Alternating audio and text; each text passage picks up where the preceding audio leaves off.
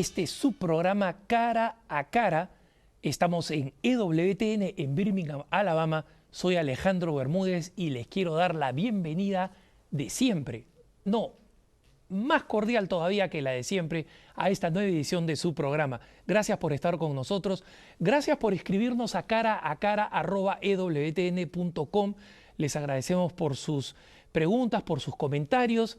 Agradecemos también a los hermanos un poco más masoquistas que no sé por qué ven el programa porque nos envían unas cuantas diatribas. A ellos también muchas gracias por seguirnos y que el Señor los bendiga. Y a aquellas personas que nos piden sus oraciones, como siempre, quiero que sepan que con la pequeñez de alguien que no tiene el acceso a Dios que tienen los santos, de todas maneras las ofrecemos, pero más importante las ponemos en las intenciones de los hermanos del monasterio aquí fundado por la Madre Angélica, donde se dedican a la contemplación y a la oración hombres realmente virtuosos que efectivamente elevan con mucho más fuerza sus intenciones. Así que las recibimos con profunda reverencia, leemos cada una de ellas y aseguramos que el Señor las tenga en su atención y en su misericordia. Hoy día quiero abordar un tema importante que veo que confunde a muchos católicos y es el tema de la diferencia que hay entre la Biblia católica y las Biblias evangélicas. Yo estuve leyendo a algunos apologistas sobre este tema, algunos apologistas católicos, y uno de estos apologistas católicos dijo algo muy interesante que perfectamente graficó con palabras que yo no llegaba, digamos, a conceptualizar, diciendo, mira, la explicación de la diferencia entre las Biblias católicas y las Biblias protestantes, la explicación es fácil, pero es compleja, o sea, no porque sea complicada, sino porque es larga, ¿no? Entonces yo he tratado de hacer un resumen aquí de estas diferencias y de dónde vienen esas diferencias, pero creo que vale la pena que nosotros como católicos las comprendamos para que así podamos nosotros por lo menos estar tranquilos sabiendo que nuestra Biblia es la verdadera y la de nuestros hermanos separados no es la verdadera. No porque lo digo yo ahora, sino porque van a entender ustedes, si siguen con atención, hasta el final de este programa. Buena manera de engancharlos, ¿no? Espero que funcione. El tema de las Biblias es ante todo comprender el tema de la revelación. Como ustedes saben, hay una enorme diferencia entre la manera como nosotros entendemos el papel de la Biblia en la Iglesia Católica de la manera como la entienden los protestantes. No voy a desarrollar este tema porque yo ya lo he hecho en un programa cara a cara dedicado exclusivamente a los protestantes y explicar cómo entienden ellos la Biblia, la gracia, la fe, etc.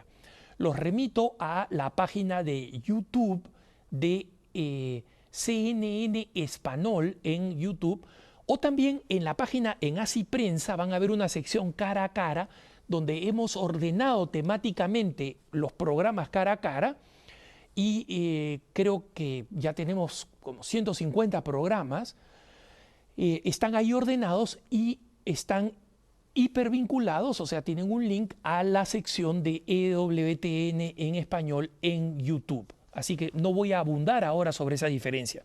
Pero hay que recordar que mientras que para nuestros hermanos los evangélicos, los protestantes, la Biblia es la única fuente de la revelación, nosotros los católicos no creemos eso.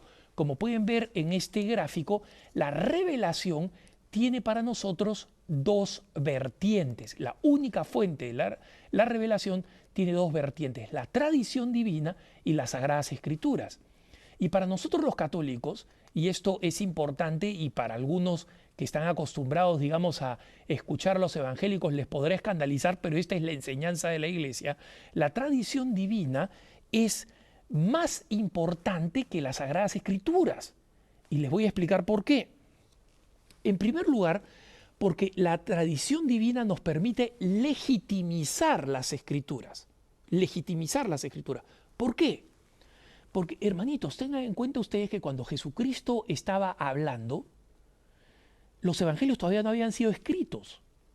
San Juan escribe su evangelio en el año 90. Y se dan cuenta, existen muchísimos años en que la comunidad cristiana y los seguidores de Jesucristo ya existían, en que la iglesia ya existía. San Pablo nos habla, por ejemplo, en las famosas cartas católicas a Timoteo, Tito y Filemón, de cómo ya estaban organizados los obispos que sean así, los presbíteros que sean así, los diáconos que sean así. O sea, ya había una iglesia organizada y recién estaban recibiendo estas cartas. En consecuencia, ¿quién dice esta es la carta del apóstol San Pablo a los Efesios? Esta es la carta del apóstol San Pablo a los Filipenses. Es decir, primero la tradición ya existía, ellos seguían las enseñanzas de Jesús y recién él va a pasar el siglo primero, el siglo segundo, cerca del siglo tercero, es decir, pasado algún tiempo, es que la comunidad católica, había tanto loquito que escribió una carta diciendo carta del apóstol, lo que sea, inventando. Entonces dijeron, no, un momentito, nosotros sabemos cuáles son las verdaderas, así que vamos a cerrar el canon bíblico. O sea, vamos a decir, estas son los libros que forman parte de la Biblia. En consecuencia, la Biblia es una configuración que produce la tradición divina y solamente la tradición divina, la autoridad divina, el magisterio, es lo que determina que la Biblia es la Biblia. Entonces, la primera razón es que la credibilidad de la Biblia depende del magisterio. Alguien dijo, las autoridades, los sucesores de los apóstoles dijeron, esta es Sagrada Escritura. Y en segundo lugar, le decía dos razones, es la interpretación de las Sagradas Escrituras. Porque las Sagradas Escrituras, ¿por qué han dado motivo a 42.000 sectas protestantes? Porque cada uno interpreta como se le da la gana. ¿Por qué la Iglesia Católica sigue siendo la única? Porque tiene un magisterio que dice, no, esta interpretación que tú estás haciendo no es correcta. Se interpreta así, y esto ya lo interpretaba San Agustín en el siglo IV, o sea que tu idea es una idea loca, ¿no? Entonces, esa es la importancia que tiene el magisterio, la tradición divina respecto de las Sagradas Escrituras, que nosotros consideramos, por supuesto, palabra revelada de Dios. Ahora, los católicos nos separamos definitivamente por lo que yo había dicho, precisamente porque nosotros creemos en el magisterio y ellos creen en la sola escritura y que cada uno interpreta la sola escritura como quiera. Entonces, esto es importante comprenderlo, hermanitos, esto es importante comprenderlo porque cada vez que los protestantes nos dicen ¿en dónde en la Biblia dice que hay confesión? ¿En dónde en la Biblia? En la Biblia no dice en ningún lado, la confesión es el sacramento, no dice en ningún lado, pero en la Biblia tampoco se habla de la televisión, pues, ¿no? En la Biblia no se dice, no verás televisión, o sí verás televisión, o solo verás el canal de la Madre Angélica. Nos encantaría esa propaganda si estuviera en la Biblia. Pero entonces es ridículo pretender que todo esté en la Biblia y el católico que comienza a preguntar, ¿dónde en la Biblia está tal cosa? ¿Dónde está en la Biblia tal cosa? Ese católico ya no es católico, es protestante. Porque cree que todo tiene que estar en la Biblia, cuando en la Biblia hay sustento para la doctrina católica. Y si ustedes ven el catecismo de la Iglesia Católica van a ver que absolutamente todos los miles de artículos que hay en el catecismo de la Iglesia Católica, miles de artículos, todos y cada uno tienen sustento bíblico. Todos tienen sustento bíblico, citas bíblicas a las cuales se hace referencia, pero obviamente interpretándolas, ¿no? Entonces, obviamente, nosotros encontramos una diferencia, esta diferencia va a impactar en la manera como se lee y se interpreta la Biblia, pero también en la manera como se compila, se junta la Biblia. Conclusión, la Biblia católica no es igual a la Biblia protestante, en dos cosas, en cantidad y en calidad. Y eso es lo que voy a tratar de explicar ahora. ¿Cuál es la diferencia entonces entre la Biblia católica y la Biblia protestante? Para comenzar, la Biblia protestante, cuando nosotros vemos el índice, en la Biblia protestante suelen faltar los siguientes libros que ustedes ven en pantalla. Primera y segunda Macabeos son dos libros, Tobías, Judith, Baruch y el libro de la sabiduría, un libro de una belleza descomunal, y luego el eclesiástico o Sirácides, que no hay que confundir con otro libro de la Biblia, que se llama el Eclesiastés o Coelet, ¿no? El eclesiástico o Sirácides. Y obviamente estos libros que he mencionado, ¿no?, son unos libros que han recibido el nombre de deuterocanónicos. Y aquí hago estas comillitas con mis dedos, ¿no? Yo he visto que los cristianófobos les encanta esta expresión. Por ahí circulan fotos conmigo haciendo los deditos así, así que les doy otra oportunidad para otra fotito. Miren, estoy haciendo con mis deditos así, ¿no? Mis deditos de banano, como dicen mis hermanas, ¿no?, que se burlan de mis dedos deformados. Pero bueno, el asunto es que, entre comillas, con mis dedos o sin mis dedos, ellos llaman deuterocanónicos. Y voy a explicar por qué esto de las comillas más adelante, porque los católicos, muchos de nosotros los católicos los seguimos llamando deuterocanónicos, y ese es un nombre errado, como voy a explicar, ¿no? Entonces yo sé que ya aquí no solamente los evangélicos masoquistas que nos miran, sino también nuestros hermanos católicos que nos miran, alguno debe estar parándose en los pelos como deuterocanónico es incorrecto. Vamos a explicarlo, ¿no? Entonces, ¿cuál es la diferencia? Vamos a explicar la razón de esta diferencia. La diferencia es la siguiente, hermanos. Como yo decía, alrededor del el siglo IV, o sea, en el año 300, ya los obispos de la Iglesia Católica, que era la única que existía en esa época, encuentran con que existían estos libros apócrifos, cartas que no se conocían, otras cartas de San Pablo que San Pablo menciona, oye, les he escrito a tales, los menciona en sus cartas que han desaparecido, ¿no? En consecuencia, hay más cartas paulinas, pero esas cartas paulinas no son consideradas como parte del canon, que son inspiradas por el canon, ¿no? Deciden finalmente componer lo que conocemos hoy como el canon bíblico, ¿no? Esta definición es conocida como el canon bíblico. Y este canon bíblico fundamentalmente establece que la Sagrada Escritura tiene 72 libros. Todos los libros del Antiguo Testamento más los 27 del Nuevo Testamento conforman 72. Es decir, no son 72 del Antiguo Testamento. El Antiguo Testamento es 72 menos 27, el número de los libros del Nuevo Testamento, que incluyen las cartas, las más conocidas, pero incluye también Santiago, Judas, Apocalipsis, etcétera, etcétera. Los 4 evangelios más todas las distintas hechos de los apóstoles y todas las cartas.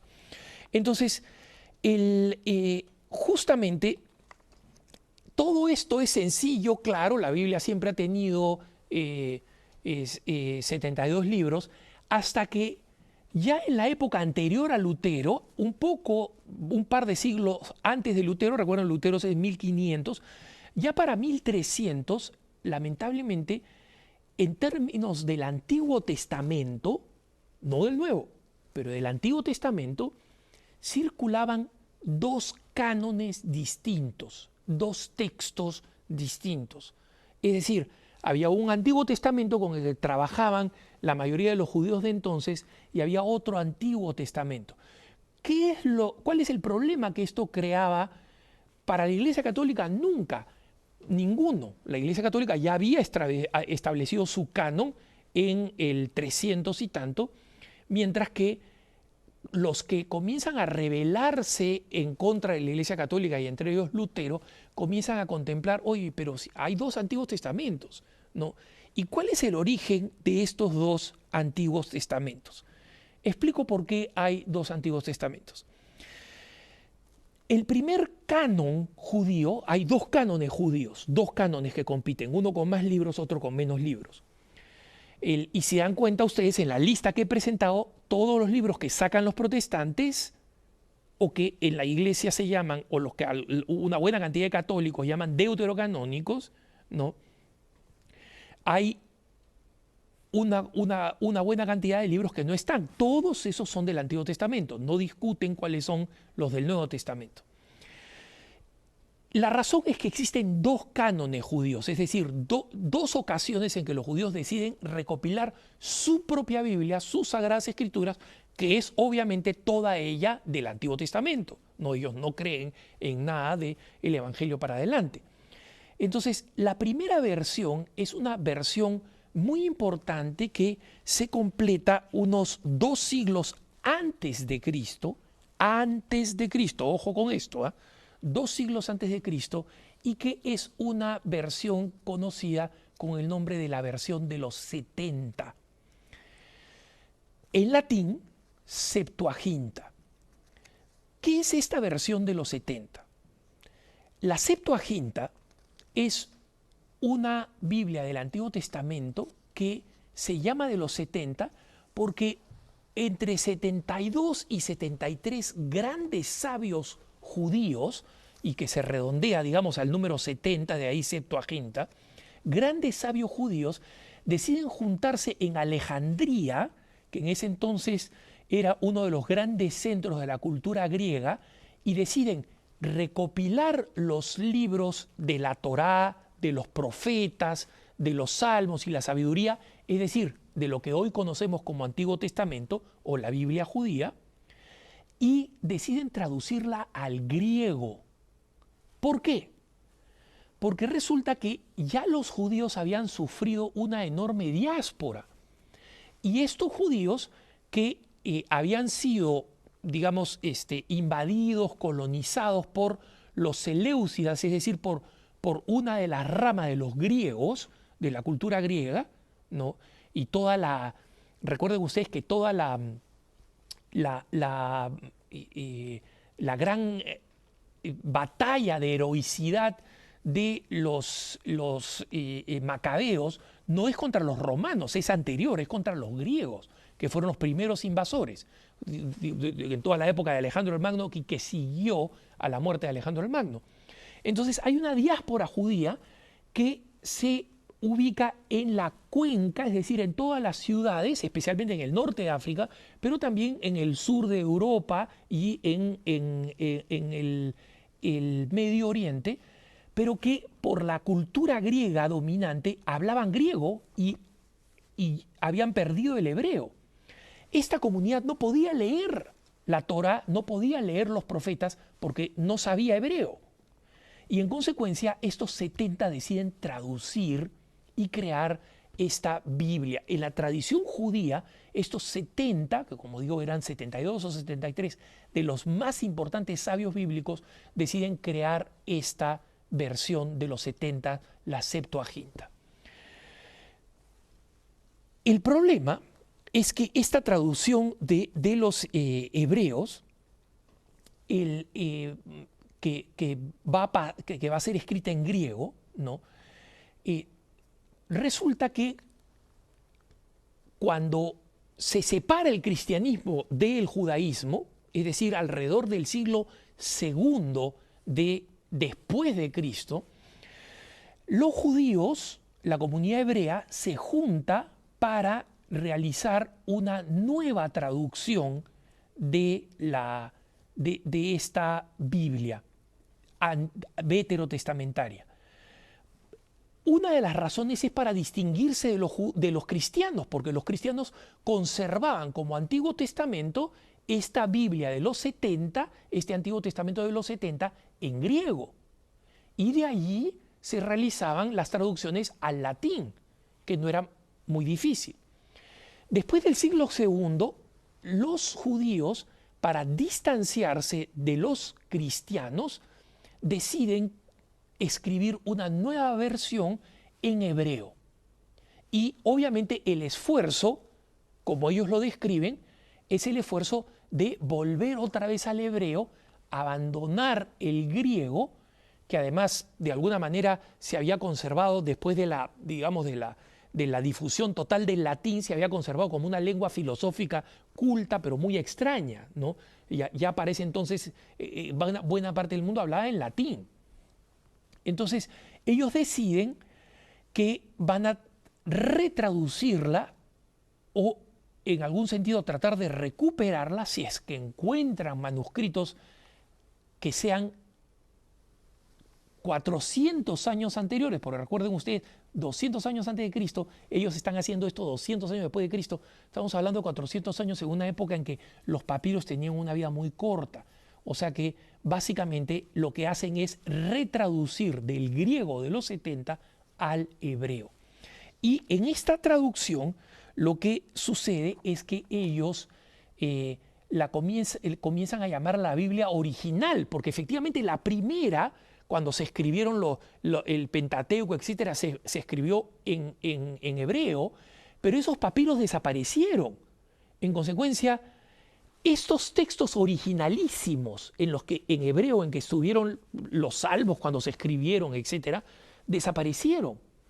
Quedó la de los 70, que fue copiada y copiada y copiada, y luego 2 siglos después, los judíos hacen una nueva traducción al hebreo. Pero esta traducción, recuerden, no es la anterior, porque esta anterior ha desaparecido, se pulverizó. Entonces lo que hacen es una traducción de los 70. Y allí, en esta traducción, ellos eliminan algunos libros y retocan otros. ¿Por qué?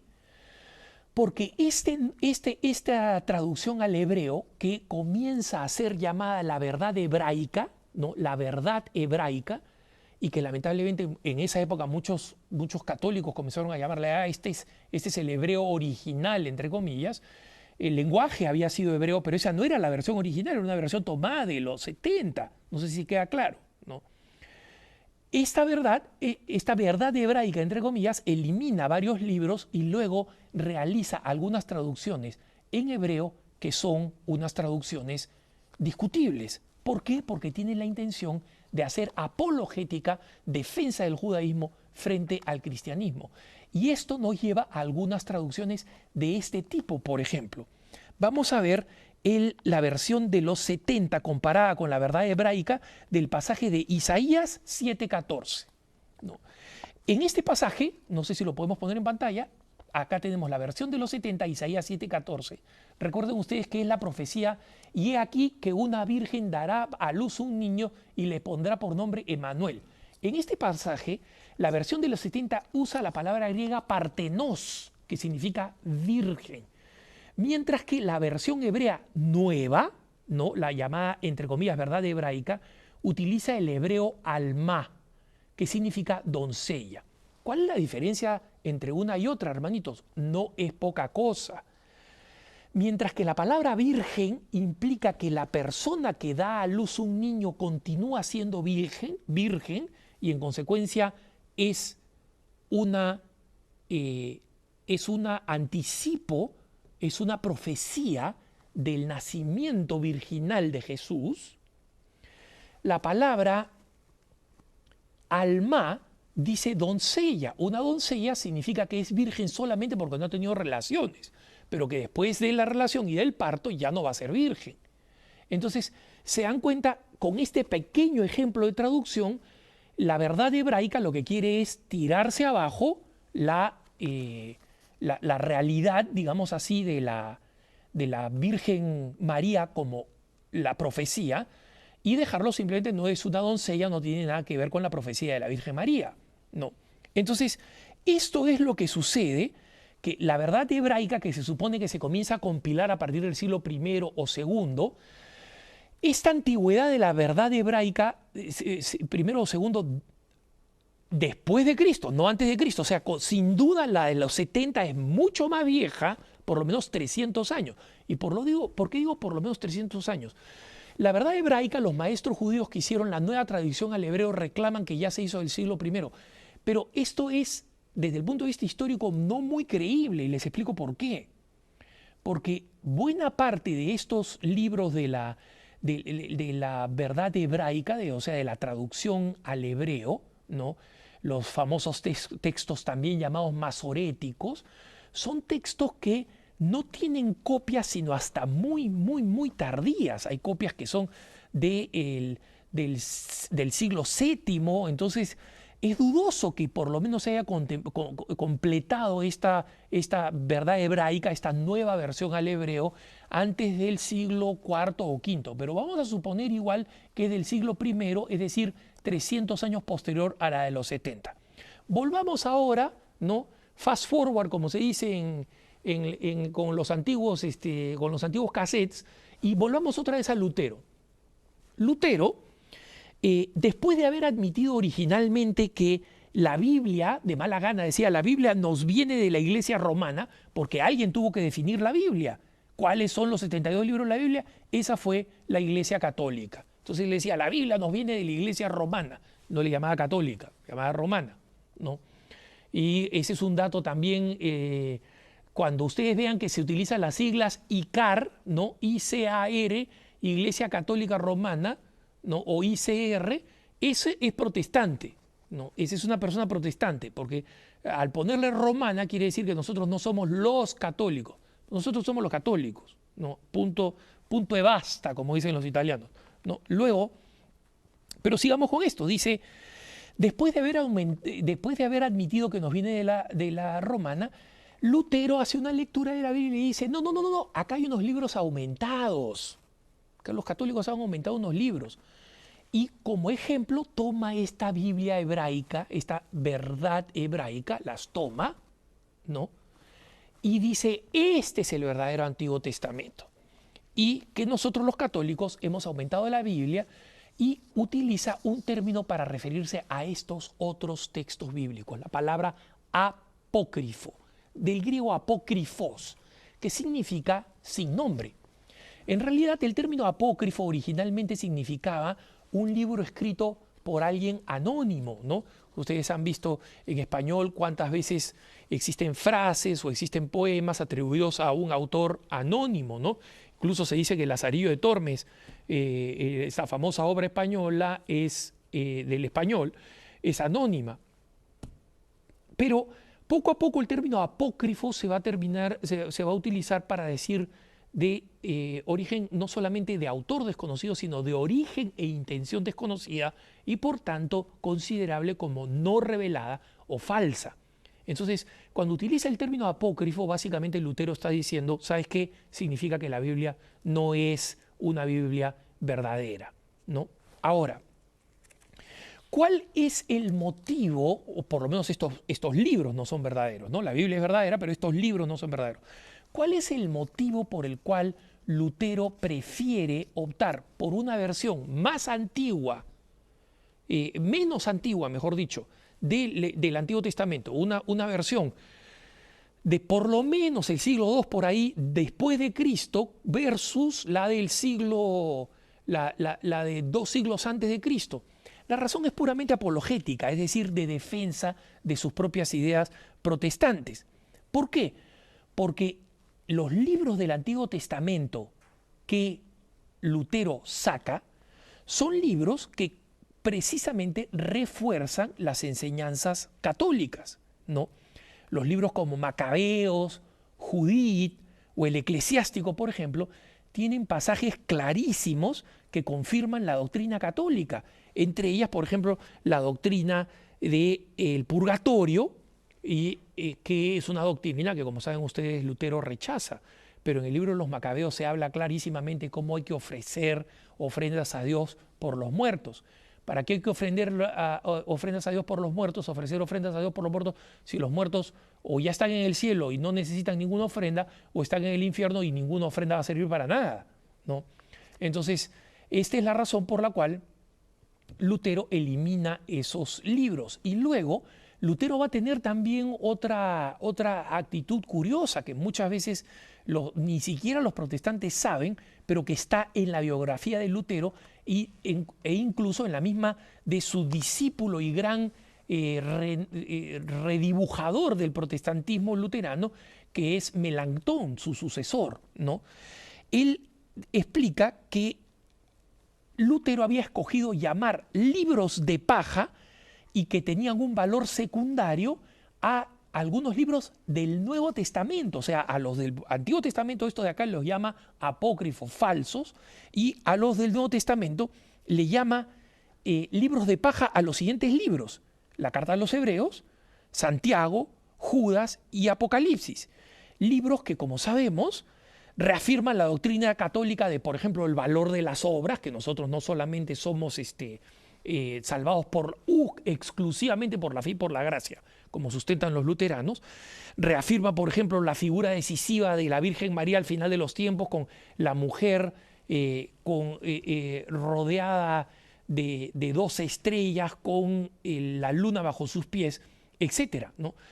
Los protestantes después van a retroceder en esto de los libros de paja o de segunda calidad en el Nuevo Testamento, pero no van a incorporar en general estos libros que ellos van a llamar apócrifos, ¿no? Y es importante comprender que la narrativa actual de los protestantes es que la Iglesia Católica añadió estos libros en el Concilio de Trento, que siguió a la Reforma Protestante. Pero la pregunta es, ¿cómo Lutero rechaza los libros de Judith, los libros de los Macabeos, etcétera? ¿Cómo los rechaza antes del Concilio de Trento, si es que el Concilio de Trento recién los metió dentro de la Biblia? Ese argumento de que el Concilio de Trento metió los libros dentro de la Biblia es completamente falsa, porque si los hubiera metido después de la Biblia, Lutero no los hubiera tenido que rechazar antes de precisamente la Sagrada Escritura, ¿no? El otro argumento importante de nuestros hermanos protestantes es que los libros que ellos dicen que están en el Antiguo Testamento y que son apócrifos no aparecen citados en el Nuevo Testamento, y que ese sería un argumento para decir los católicos lo metieron. Pero resulta, hermanitos, que libros como Abdías, Esther, Nahum, Ruth, el Cantar de los Cantares, tampoco son citados por el Nuevo Testamento, y los evangélicos los aceptan como libros reales, lo que quiere decir que la decisión de cuáles son para ellos libros del Antiguo Testamento verdaderos y no es una decisión arbitraria que no tiene ningún fundamento ni en la historia ni en la lógica. Pero hay más después del corte. Así que estamos en Cara a Cara, soy Alejandro Bermúdez, no se vayan que ya volvemos.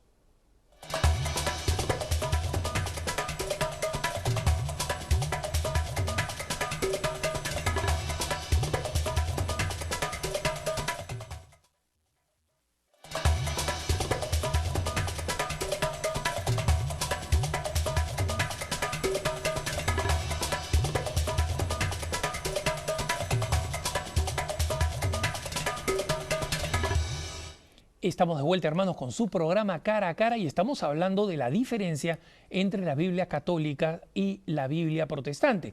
Hemos explicado ya de dónde saca Lutero su propia versión de la Biblia, y es muy importante entender esta diferencia enorme que hay entre la Septuaginta, que es la versión del Antiguo Testamento más antigua hoy en día existente, y la de la llamada verdad hebraica, ¿no?, que contiene los textos masoréticos, pero que se escribe muy posteriormente, y que, por si acaso, quiero hacer un paréntesis, tiene un valor. Por si acaso, la Biblia llamada de la verdad hebraica tiene un valor. ¿Por qué? Porque muchas veces se necesita corroborar el texto en la versión hebrea para ver qué cosa dice, ¿no? Y muchos expertos bíblicos necesitan recurrir a ella, y tiene su valor como una fuente para entender mejor algunos conceptos. Pero como conjunto es un conjunto que tiene su origen en una apologética contra el cristianismo, ¿no? Y por eso la Septuaginta es tan importante para nosotros, ¿no? Entonces, sigamos ahora ya al tema de la traducción, es decir, de la Biblia protestante en español. La Biblia protestante en español, la más importante y popular, se llama Reina Valera. No es porque hubiera una reina que se apellidara Valera, sino que es producto de dos autores que no trabajaron juntos, sino trabajaron uno después del otro en esta versión. El primero de ellos fue un ex sacerdote católico llamado Casiodoro de Reina, que ustedes ven aquí en pantalla. Casiodoro de Reina en realidad era un católico que quiso traducir la Biblia al español. Su Biblia en español no recibió la autorización en esa época porque había mucho nerviosismo antiprotestante, y finalmente de molesto, de frustrado, se convirtió al protestantismo. ¿Para qué? Para que le publicaran su Biblia en español, una Biblia, por si acaso, de español bastante bello, se la publicaran en Basilea, en Suiza. Ustedes dicen, oye, pero en Basilea no hablan español. Claro, pero ya se había vuelto un reducto protestante y ahí publicaban cualquier Biblia que se quisiera publicar en cualquier idioma, ¿no?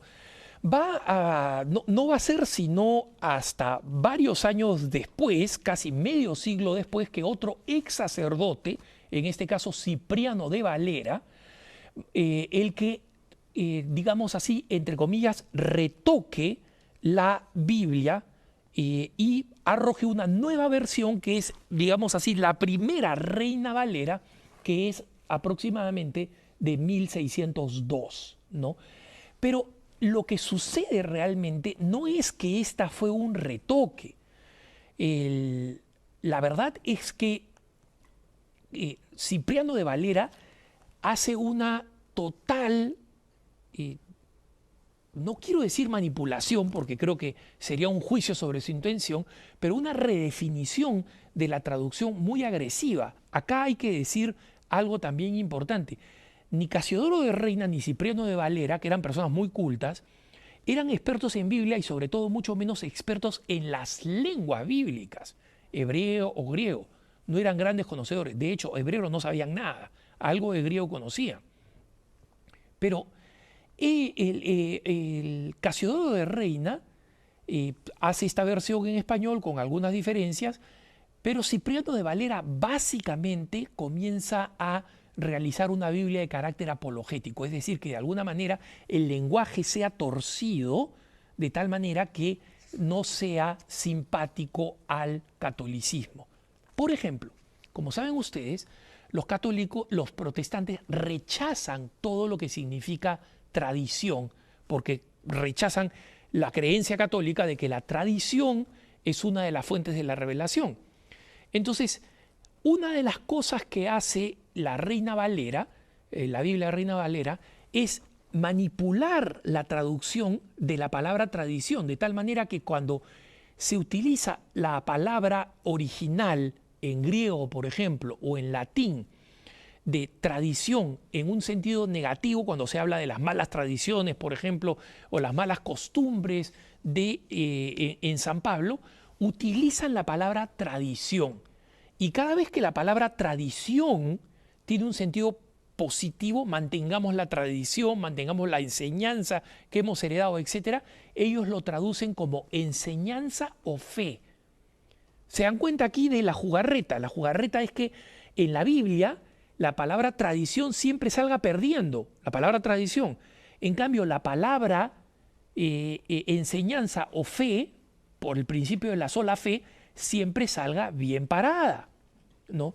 Y esta jugarreta, ¿qué objetivo tiene? Es para convencer a los mismos evangélicos. Y cuando se la presentan a los católicos, ofrecer a los católicos, no ves, la tradición no sirve para nada, la tradición, te pones varias citas bíblicas y el católico dice, ah, no sabía eso, no sabía que la tradición era mala, no sabía que solo había que creer en la fe. Lo curioso es que los términos que Cipriano de Valera traduce son muchas veces en el original en latín o en griego exactamente el mismo.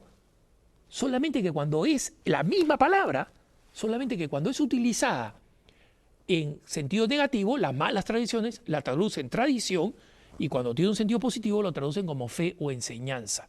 Ese es uno de las grandes ya manipulaciones que presenta nuestros hermanos evangélicos con esta Biblia que se llama, como digo, Reina Valera, porque fue Casiodoro de Reina y Cipriano de Valera, ¿no?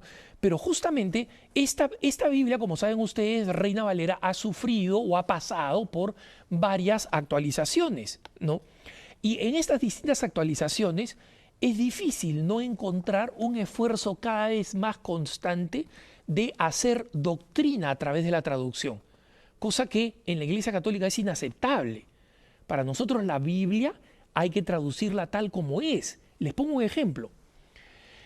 El gran maestro de la renovación bíblica católica de comienzo del siglo XX, el padre Lagrange, un dominico, que no hay que confundir con Garrigou Lagrange, el también dominico, gran maestro de la doctrina tomista. No, ese es un biblista.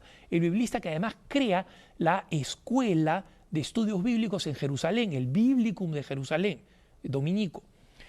Él entró en algunos problemas con la iglesia porque descubrió que en los textos originales una coma, en la famosa coma joania, ¿no? La coma joanio, no existía, y en consecuencia que había un pasaje del Nuevo Testamento en San Juan que no podía ser utilizado para afirmar la doctrina católica de la Santísima Trinidad.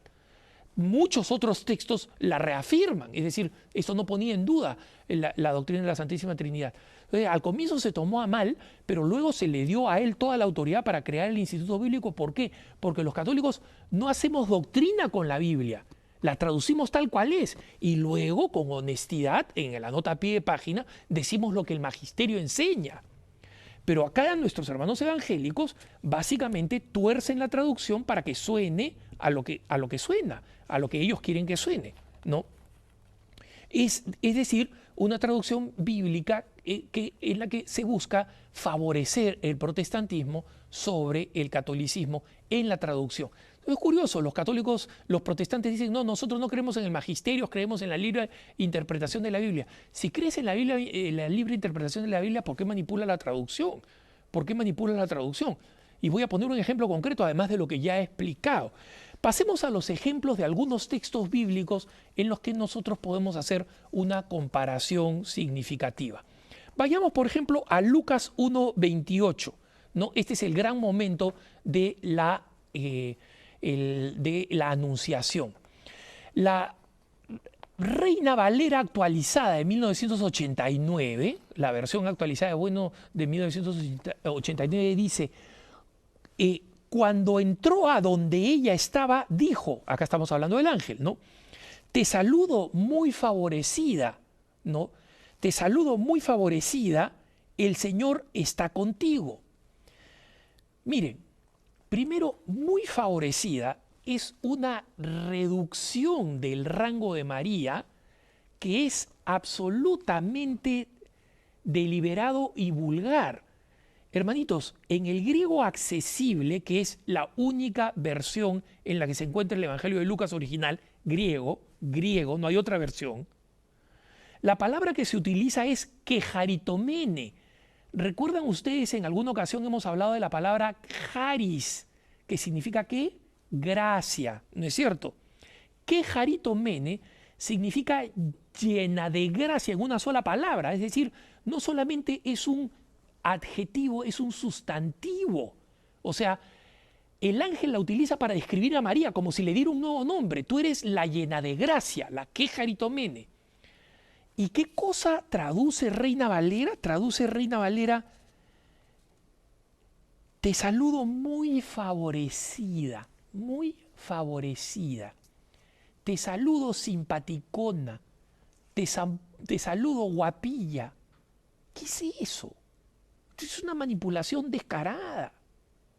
La palabra griega quejaritomene es una palabra extraña, única, y que gira en torno al término gracia. No es una persona muy favorecida, es una persona llena de gracia. Y más curiosamente, esta versión de 1989 de Reina Valera elimina, ustedes vayan a ver esta de 1989, Reina Valera elimina la bendita tú entre las mujeres. Es decir, en la versión original, quejaritomenes ho kyrios metasú. Está en la versión original en griego en Lucas. Y ellos se comen esta bendita tú entre las mujeres. Entonces, acá ya vemos una distorsión de la Biblia, porque alguien puede decir, bueno, se le escapó, pues ya estaba distraído, estaba dormido, le faltó café, entonces, bendita tú entre las mujeres, jo kyrios metasú, se le escapó y dormido puso nada más ya. Pero, hermanitos, traducir que jaritomene, llena de gracia. No hay otra manera de interpretar, de traducirlo de esta forma. Es deseo de corromper la traducción, ¿no? Entonces, es como alguien puede decir, mira, esta persona no sabe suficiente inglés, entonces le dijo pues a este señor, between no more and drink a chair, diciéndole, entre nomás y tome asiento. Bueno, no sabe suficiente inglés, se lo puede justificar, pero aquí no hay eso. Aquí a alguien le está diciendo, es como si nosotros tradujéramos la palabra beautiful para decir piernas largas, o sea, dos cosas que no tienen nada que ver. Y eso es lo que sucede en este pasaje, ¿no? Estas palabras, curiosamente, sí aparecían, o sea, bendita tú entre las mujeres, sí aparecían en las versiones de 1909 y 1960 de la Reina Valera, o sea, la misma Reina Valera. Pero en este incremento de tensiones con los católicos, especialmente en América Latina, comienzan a recortar y a manipular. Eso es hacer doctrina y mala doctrina de la traducción de las Sagradas Escrituras. Vayamos ahora al pasaje famosísimo, ¿no?, de la elección de Pedro, ¿no? Estamos acá hablando de Marcos 16, 18. La Reina Valera de 1989 traduce: tú eres Pedro y sobre esta roca edificaré mi iglesia, ¿no? Por si acaso la versión Reina Valera de 1909 decía piedra, tú eres Pedro y sobre esta piedra edificaré mi iglesia, ¿no? Pero ¿cuál es el argumento protestante para decir que este pasaje no vale para afirmar la autoridad de Pedro? Es porque ellos dicen que el original dice tú es Petrus, ¿no? O sea, tú eres Pedro, et superanc Petram, y sobre esta piedra edificaré mi iglesia. ¿Cuál es la intención en consecuencia de los evangélicos? Ellos dicen, Jesucristo estaba estableciendo una diferencia, no lo que dicen los católicos, ¿no? Kefas, en el arameo Kefas, esta piedra, y sobre esta Kefas, sobre esta piedra, voy a edificar mi iglesia. Es interesante porque, por ejemplo, en italiano se hace más parecido que en el español. Pietro, pietra, o sea, eres Pedro y sobre esta piedra. Todavía más en francés, la palabra Pierre, Pedro, es también la palabra que se usa para decir piedra, ¿no? Entonces, en general, es claro para nosotros los católicos que está diciendo, tú eres Pedro, ¿no?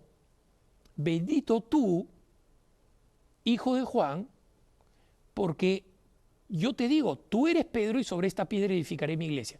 El argumento de los protestantes es que en realidad es una piedrita y la otra piedra sobre la que estaba hablando Jesús es una roca. La pregunta es, ¿dónde está esa roca? ¿Dónde está esa roca? ¿La roca era él? Él no dice que es una roca. Jesús dice, yo soy la puerta, yo soy el camino, la verdad y la vida. No, este es mi cuerpo. Cuando se refiere a él, lo dice sin ninguna duda. Y los evangélicos están entre la interpretación, entre ellos mismos se pelean. No, la piedra era él. Y otros dicen, no, estaban parados sobre una piedra. Jesús va a ser tan superficial de decir, oye, tú eres Pedro y sobre esta piedra voy a edificar mi iglesia. Así. ¿Y dónde está esa piedra? ¿Dónde está esa iglesia? ¿Esa es la única iglesia? Entonces, es obvio que en esta traducción hay una intención de sesgar, de manipular, ¿no? Voy a agregar aquí simplemente una nota sobre este tema de las traducciones, a diferencia de las Biblias protestantes, de la traducción de los testigos de Jehová hechas por la organización Watchtower o Atalaya, que son los boletincitos que ellos distribuyen, ¿no?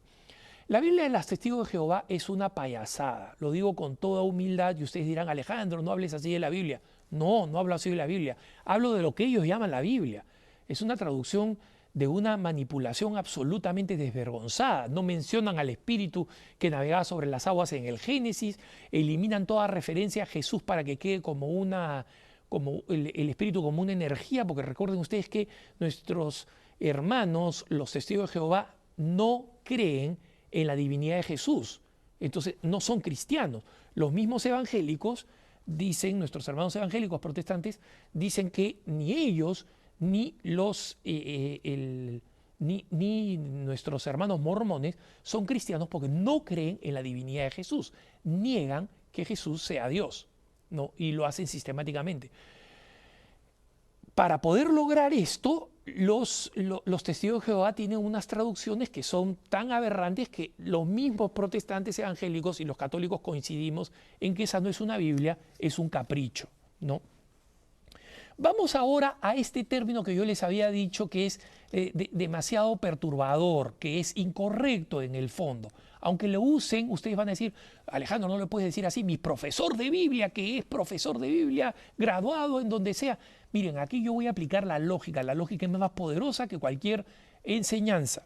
Hay un problema con que nosotros utilicemos el término deuterocanónico. ¿Qué cosa es... significa el término deuterocanónico? Significa en griego básicamente posterior, deuteros, posterior al canon, o sea, al canon bíblico. Pero ¿de dónde estos libros que hemos mencionado que los evangélicos no ponen en su Biblia son, entre comillas, deuterocanónicos? Este término viene de un converso del judaísmo al catolicismo, Sixto de Siena, en Italia. Él fue el primero en utilizar el término deuterocanónico y lo utilizó por una cuestión de debate con los judíos. Él era un hebreo converso y entonces, para hacerle entender a los judíos que su verdad hebraica, ¿no?, incluía unos libros que no estaban en su canon, él utilizó el término deuterocanónico para referirse a los que no estaban en el canon hebreo. Pero hermanitos, nosotros en el pasado del año 300, los católicos ya teníamos una Biblia como la conocemos hoy, con todos esos libros, 1 Macabeos, 2 Macabeos, etcétera, que estaban ya en la Sagrada Escritura, en el canon, y en consecuencia no son posteriores a ningún canon, salvo al canon que hicieron posteriormente los judíos. Entonces, es un error llamar a esos libros, 1 Macabeos, 2 Macabeos, los que he enlistado, ¿no?, Judith, etc. Es un error llamarlos deuterocanónicos porque no son posteriores a ningún canon. Entonces, claro, a la gente le encanta llenarse la boca con el término, claro, los libros deuterocanónicos. Deuterocanónicos significan posteriores al canon, hermanos. ¿Posteriores a qué canon? ¿A qué canon? El canon católico ya los tenía. ¿Cómo podemos llamar deuterocanónicos a un libro, a unos libros que ya existían? Es como llamarle nieto al hijo. Mira, acá está mi nieto. Oye, ¿pero no es tu hijo? Sí, pero yo le llamo nieto porque es posterior a mí. No, pues, es un uso errado del término de deuterocanónico, ¿no? Y alguno me dirá, oye, Alejandro, y por ejemplo, acá no quiero ofender a mis hermanos argentinos, pero la Biblia argentina, no la platense, la Biblia argentina lamentablemente utiliza esta distinción, ¿no?, y pone todos los libros deuterocanónicos que no son deuterocanónicos al final de todo el Antiguo Testamento y antes del Nuevo. Ese es un error. Alguno me dirá, Alejandro, pero esa es la Biblia que está en la página web del Vaticano. Sí, pues, en la página web del Vaticano todavía está la versión antigua del Catecismo que no habla de las virtudes, que no habla, por ejemplo, correctamente de temas como la masturbación o como la pena de muerte, como las quiso Juan Pablo II. O sea, hay errores ahí, ¿no? Y por eso quiero decir que yo creo que hay un problema con las Biblias ecuménicas, especialmente porque ponen los deuterocanónicos al final y porque no tienen comentarios bíblicos, en mi opinión. Y en mi opinión también, si alguien dice, bueno, Alejandro, después de todo esto, ¿qué Biblias hay que leer? Yo recomiendo, como siempre, primero la Biblia la Biblia platense o la Biblia de Monseñor Juan Straubing, la Biblia comentada, que está en Argentina. Existen copias, pero lamentablemente no muy bien distribuidas. También la de Nácar Colunga, publicada por la BAC, y la Biblia de Jerusalén, la más antigua, publicada por Desclée de Breuer, porque creo que la última edición es una edición que comete algunos errores en la traducción.